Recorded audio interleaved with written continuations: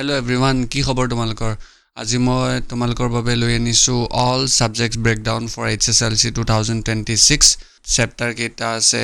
তোমালোকে কেনেদৰে পঢ়িবা কেনেধৰণে তোমালোকৰ শিডিউল হ'ব লাগে কেনেধৰণে তোমালোকে MCQ কৰিবা গোটেইখিনি কোৱেশ্চনছ তোমালোকৰ এইটো ভিডিঅ'তে আমি ডিসকাস কৰিম তাৰ পিছত আই হোপ তোমালোকৰ অল ডাউট ক্লিয়াৰ হৈ যাব এইটো ভিডিঅ' চোৱাৰ পিছত ঠিক আছে সো এতিয়া মেথছৰ তোমালোকৰ এৰাউণ্ড আছে তোমালোকৰ 15টা চেপ্টাৰ ঠিক আছে 15টা চেপ্টাৰ আছে সায়েন্সৰ আছে তোমালোকৰ 16টা চেপ্টাৰ আৰু সোশ্যাল সায়েন্সৰ আছে এৰাউণ্ড 13টা চেপ্টাৰ ইংলিছৰ আছে 12টা চেপ্টাৰ আসামিছৰ 16টা চেপ্টাৰ এণ্ড ইলেক্টিভৰ সকলোৰে বাবে বেলেগ বেলেগ হয় মই ধৰি লৈছো এটো ইলেক্টিভ হিন্দীৰ বাবে তাতো অলমোস্ট 12-13 হেতুৱে চেপ্টাৰ আছে সো তোমালোকে নিজৰ চেপ্টাৰ ওয়াইজ হিচাপে এডজাস্ট কৰি ল'বা কাৰ কেটা চেপ্টাৰ আছে ঠিক আছে ইলেক্টিভটো সবৰে বেলেগ বেলেগ থাকে এডভান্স ম্যাথমেটিক্সৰ এটা চেপ্টাৰ বেছিও থাকিব পাৰে কমও থাকিব পাৰে তো নিজৰ চেপ্টাৰখিনি তোমালোকে প্ৰথমে ক্যালকুলেট কৰি ল'বা কেটা চেপ্টাৰ আছে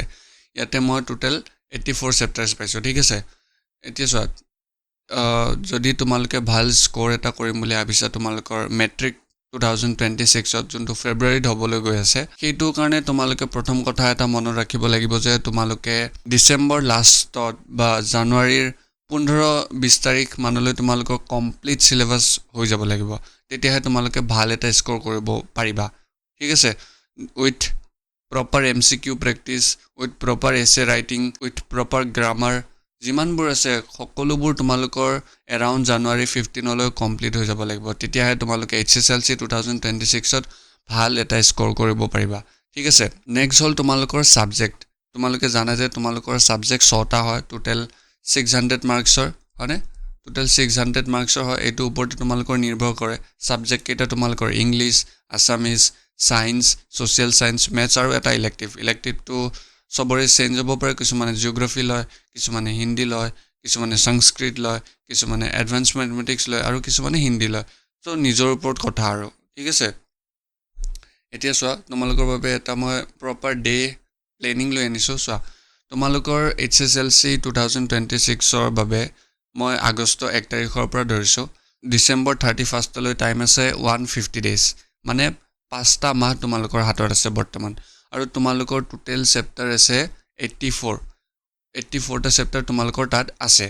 এতিয়া তোমালোকৰ যোনটো টাইম ডিউৰেশ্যন চেপ্টাৰ এটা কমপ্লিট কৰিবৰ কাৰণে সেইটো হল তোমালোকৰ 1.78 মানে নিয়াৰলি তোমালোকৰ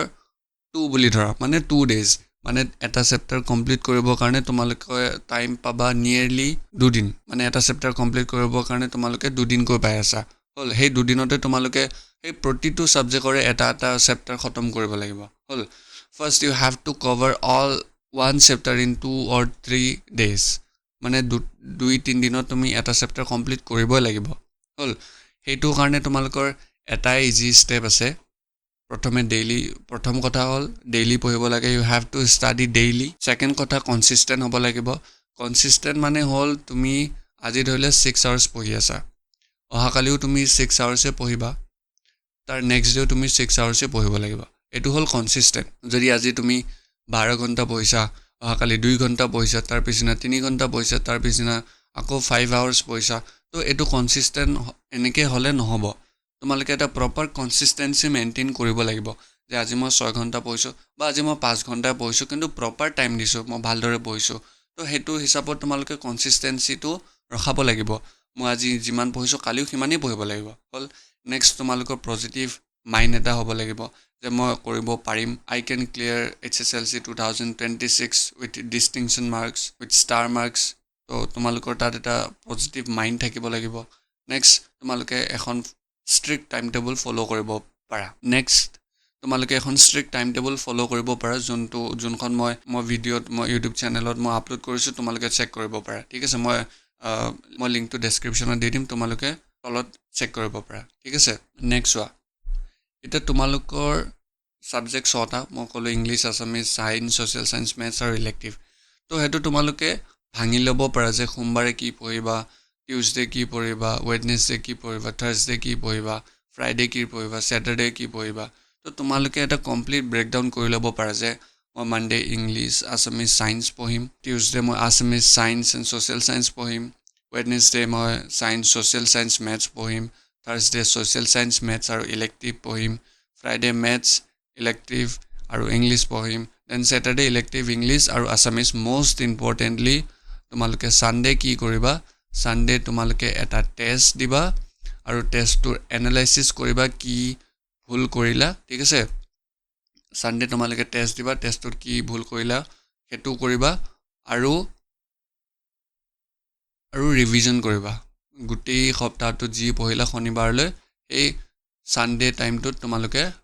ৰিভিজন কৰিবা ঠিক আছে আৰু যোনটো মই তোমালোকক কৈছো যে সোমবাৰে মঙ্গলবাৰে এনেদৰে পঢ়িব লাগিব সেইটো হল তোমালোকৰ স্কুল টাইম আৰু টিউশন টাইমক বাদ দি পেলাই এনেকে পঢ়িব লাগিব আৰু তোমালোকক যদি ষ্ট্ৰিক্ট টাইম টেবল লাগে যোনখন মই প্ৰভাইড কৰিছো ইউটিউব চেনেলটোতে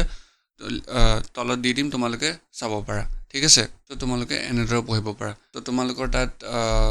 বেছি টাইম নাই যদিও দেখিছা 5 মাহ আছে কিমান আছে কিন্তু চেপ্টাৰো বহুত হনে তো হেতু কাৰণে তোমালোকে এতিয়া পৰা ভালদৰে পঢ়ি যাব লাগিব যাতে তোমালোকে HSLCত ভাল এটা স্কোৰ কৰিব পাৰা ঠিক আছে আশা কৰিছো তোমালোকে ভিডিওটো বুজি পাইছা মই কি ক'বলৈ বিচাৰিছো ইয়াৰ লগতে তোমালোকৰ সৰু এটা এনাউন্সমেন্ট আছে 1 আগষ্টৰ পৰা তোমালোকক মেথছ আৰু সায়েন্সৰ প্ৰতিটো লেকচাৰ অসমীয়া মাধ্যমত প্ৰপাৰ এক্সপ্লেনেশ্যন এটো চেপ্টাৰতে আপলোড কৰিম ভিডিঅ'ছবোৰ এটো যেহেতু নতুন চেনেল তো লাইভ ষ্ট্ৰীম কৰিবৰ কাৰণে ইয়াতে 50 সাবস্ক্ৰাইবাৰ লাগে এটো জাস্ট মোৰ 20 25 23 সামথিং হৈছে তো হেতু কাৰণে সাপোৰ্ট কৰিবা যাতে তোমালোকৰ বাবে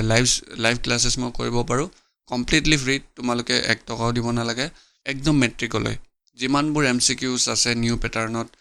all important MCQs previous year questions 10 years or যিমানবোৰ তোমালোকৰ previous year question আছিল সকলোবোৰ এটো YouTube চেনেলতে ডিসকাস কৰিম তো ভিডিওটো যদি ভাল লাগিছে লাইক কৰিবা শেয়াৰ কৰিবা সাবস্ক্ৰাইব কৰিবা ঠিক আছে থ্যাংক ইউ